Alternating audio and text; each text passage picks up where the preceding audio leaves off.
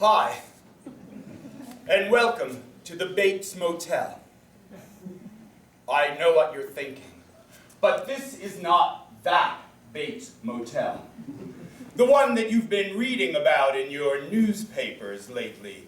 The one where all those ghastly murders took place just a few short weeks ago. No, you see, that Bates Motel is owned and operated by my brother, Norman, the good one.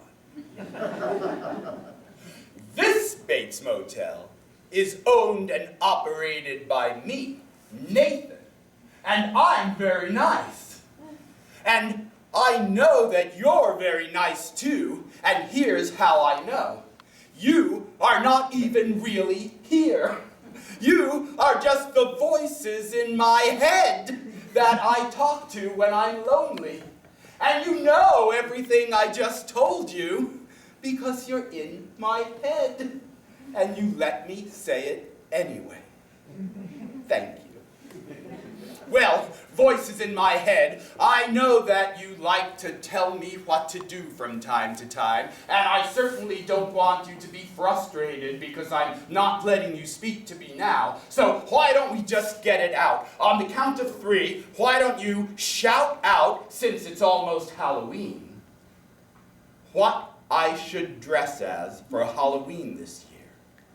1, 2, 3. Oh, yes, I'm going to go as all of those things. All right, how about dinner tonight? On the count of 3, what do you think I should have for dinner tonight? 1, 2, 3! Oh, yes, that's delicious. I'm going to have all of those things. You know what I love most about owning and operating a motel? It's staring out of this window right here and looking at all of the wonderful people as they walk down the street in front of the motel. Just look at them, voices in my head. Don't they seem marvelous?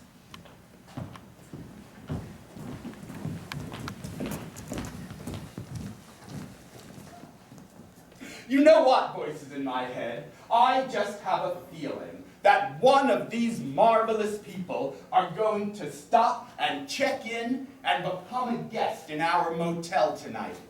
Voices in my head, you're usually so intuitive and have such great guesses. Why don't you guess? Which one of these marvelous people do you think is going to stay in our motel tonight? You could just call them out by what they're wearing or where they're standing. Man in the hat. This man here. I bet you're right. Just look at him. Isn't he handsome? You know, voices in my head, I bet a handsome, sophisticated man like that has some very strange and unusual reason for checking into our motel tonight. What do you think it is, voices in my head, if you had to make a guess? What strange and unusual reason does this man have for checking into our motel? He's looking for a monkey. What? He's looking for a monkey. He's looking for a monkey.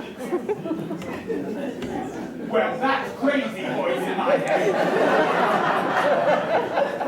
I don't know, voice. You're usually pretty intuitive, but a man like that, looking for a monkey? I doubt that's what's going on. Well, there's only one way to find out.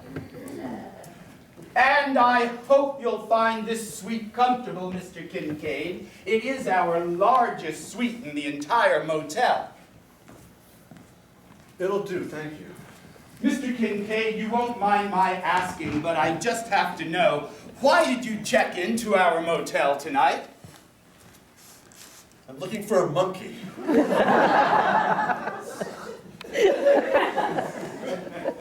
Looking for a monkey? Yes, I own and operate a circus, not too far from this town, and the final piece to that puzzle is a monkey. I'm looking for the perfect monkey. So I'm going from town to town in search of this beautiful, magnificent creature. Well, I suppose you didn't know this, but we happen to have a monkey adopt-a center right here in town. Really? Oh, yes. They adopt monkeys out for all sorts of reasons. Circuses, birthday parties, and medical experiments. I've been in a family circus my whole life. My father, great-grandfather, and so forth. My family was a bit of a circus, too. Really?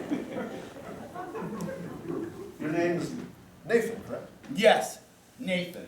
Tell me about your family. I'm curious, what kind of circus were they in? Oh, I don't want to go on about me. I'd much rather hear about you. Can I take your hat? Of course. Thank you. Mind if I help myself to a cigarette? No, not at all. Please, tell me about how you first started life in the circus. Well, as I was mentioning earlier, my father and grandfather were in the circus, and I grew up in the circus, not so much as a performer. I've always been attracted to the side of business. The circus business. That's right, making money, making magic. But surely there must have been other ways of making money that were more of a sure thing than the circus. I've dabbled in other things. My parents were always disappointed in me that I didn't have a specific talent or gift. Maybe they had a good reason to be disappointed. They would probably agree with you, Nathan. I'm just saying, parents are often disappointed with their children, but sometimes the children really deserve it.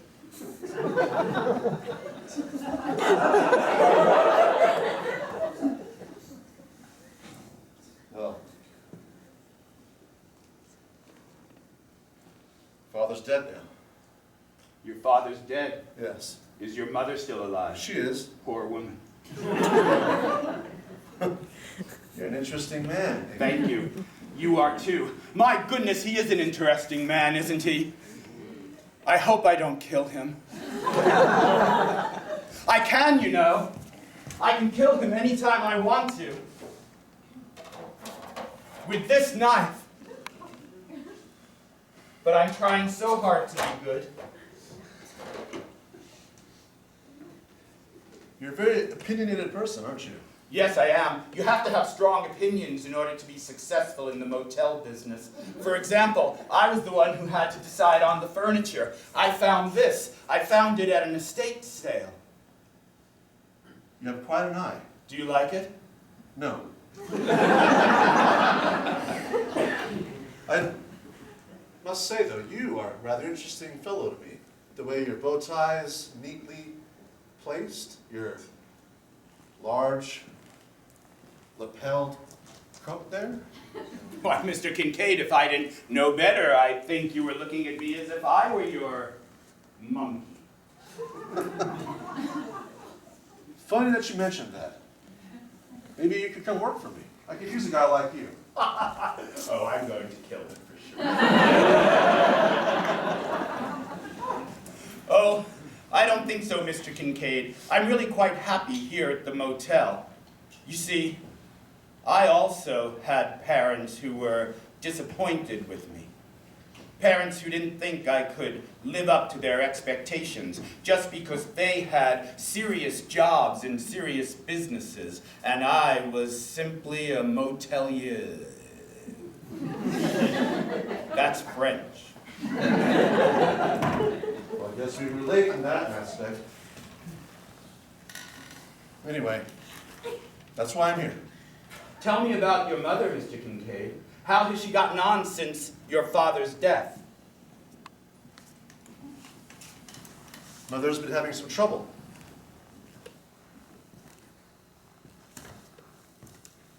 She hasn't been getting along with me at all. Does it matter to you? I want to say no, but it doesn't.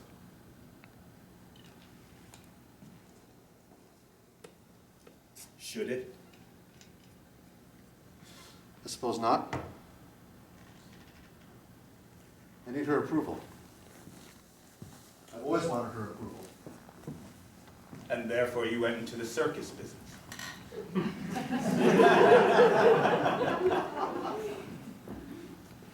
I want to prove to her that I could continue the family business, the legacy, even though I despise it. That's why I'm looking for this monkey. We've never had a monkey in our circus. So if you find this monkey, then you'll prove to your mother that you have merit. That's right. You'll prove to your mother that you're not that little boy puking and peeing in the corner like you did when you were 12. I don't know how you found out about that. You wrote it in the guest book when you signed in. Guess my subconscious has ways of slipping out. Don't tell anyone. I already have. Well, I'm rather tired unless... Yes, I should show you around. Would you like me to take your suitcases and put them into the bedroom? Please. Thank you. It's back here with the bathroom. This looks like a makeup case, usually carried by women. That's right, I'm expecting my wife. Really? I didn't take you for a married man. Why is that? Well, you know.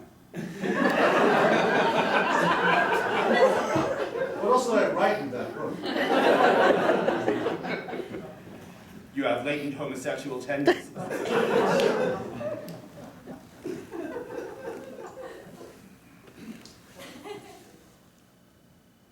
I'll put these in the bag.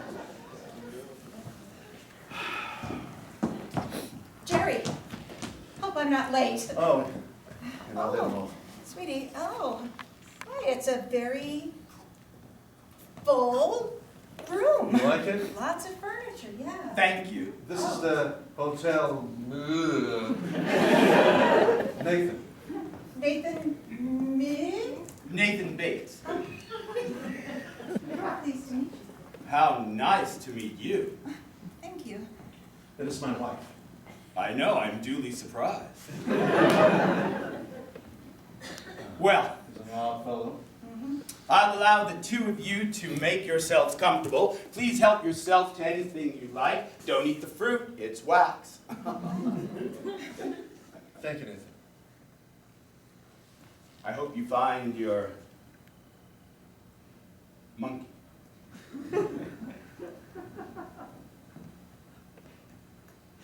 I don't like him.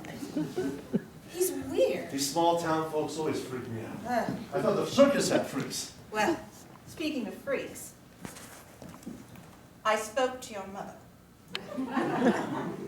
She sent me here to you with a message. Would you like to know what the message is? Would I?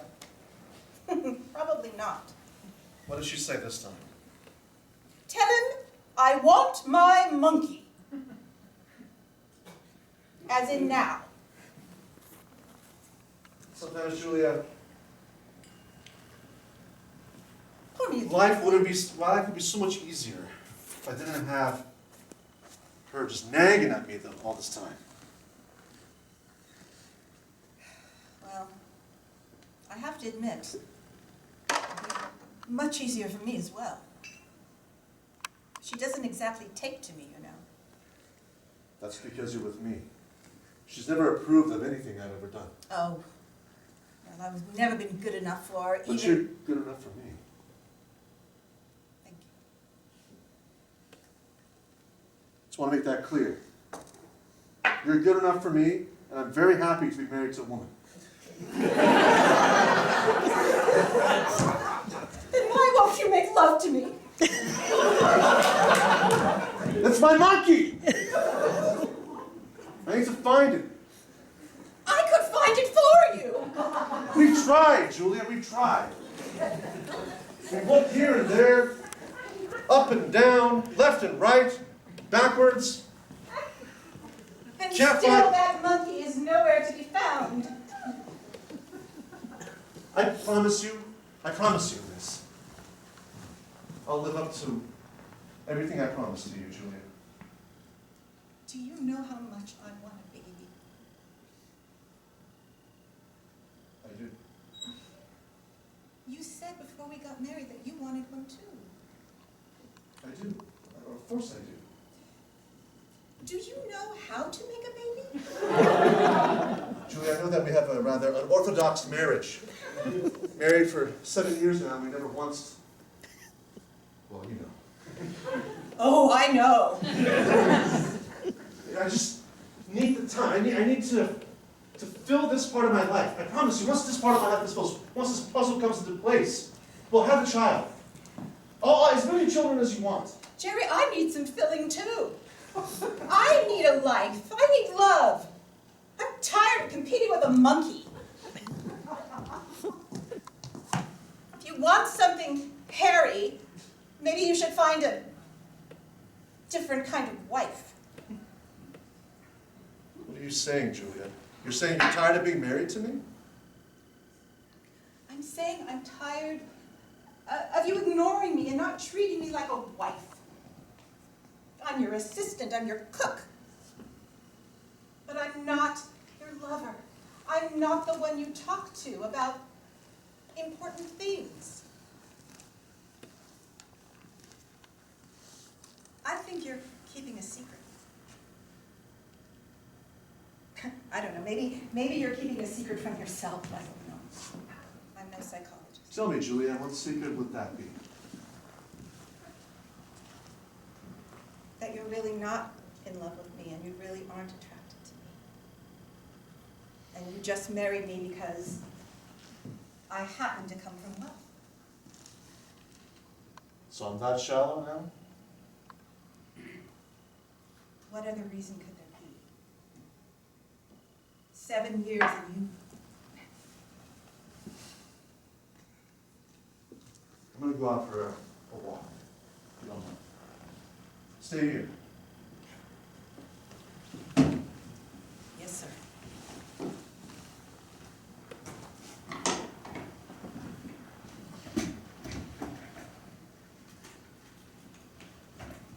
Jerry, are you in there? It's Jordan.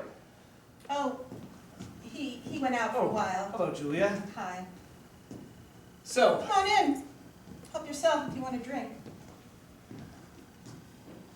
I'm all right. I think he's gone now. And he's really going to try to do it. He's going to try to procure this monkey. Oh, he's all about the monkey. Julia, my brother Jerry is a good man. He's a nice man, he's an honest man. But he's not a circus man. And if he thinks that getting this monkey for Mother is going to cause her to leave the circus to him in his will, well, I'll not stand for it. I'm the one that spent my whole life mastering the arts of circusry. I can juggle, swallow swords, be fired from a cannon. I bet there's other things you could do too. I'm very bendy. But he knows our mother has always dreamed of a monkey, always wanted a monkey. All he cares about is that monkey and making sure that he pleases your mommy. He's not a circus person, you know it. He's a businessman who's frustrated. He wasn't always talentless. When he was a boy, the best balance I'd ever seen on a tightrope. And then, the accident. He never talks about it. Ever since that day, he's only been able to express himself in writing. With pen in hand, he goes into a fugue-like state. It's how I knew the two of you had slipped away from the circus and come here for the monkey. I read his diary. That explains it. It explains the guest book. He wrote so much in the guest book. Did you read what he wrote? I read it all, but he didn't tell me about the accident. We had a third brother. Third He- brother. Yes, we don't talk about him. He was meant to swing that day from the trapeze, Jerry was supposed to catch him. He was like a monkey. Unfortunately, we'd all been eating fried chicken for lunch.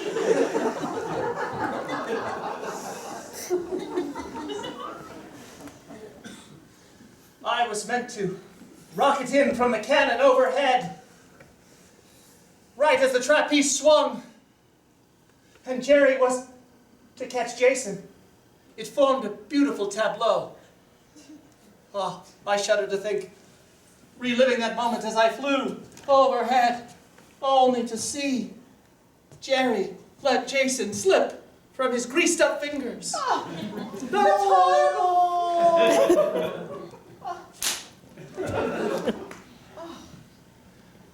Some of us were able to get past it by throwing ourselves into circus work. But Jerry never tightroped again. I'm telling you all this because, well, I care about you and I care about him. I think it would be best if he didn't inherit the circus.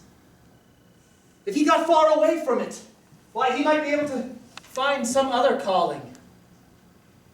And I could inherit the circus, as I meant to. Oh, I see. This is about sibling rivalry, not about Jerry's well-being, is it? Of course, I care about my brother. As do I. I'm not going to let him get the monkey off his back by putting a monkey on his back. He doesn't want to be in the circus. You know it as well as I. Julia, you have to help me. Don't let him adopt this monkey. Oh, that would be perfect. Listen, oh, Jerry. I didn't expect you here. Yes, I came to check on you. Did you? Yes. Or did you come to check on Julia? Well, both. Can't a brother-in-law care for his sister-in-law? Listen, I know why you're here, Jerry. Julia and I have just had a long talk about it. We've agreed we think it's best that you don't get this monkey. I won't allow it. What do you mean you won't allow it? This is what I came here for. You're not going to impress Mother and usurp me. You've always been the apple of her eye. Why can't I get the spotlight for once? The circus is mine. Not over my dead body. Over my dead body.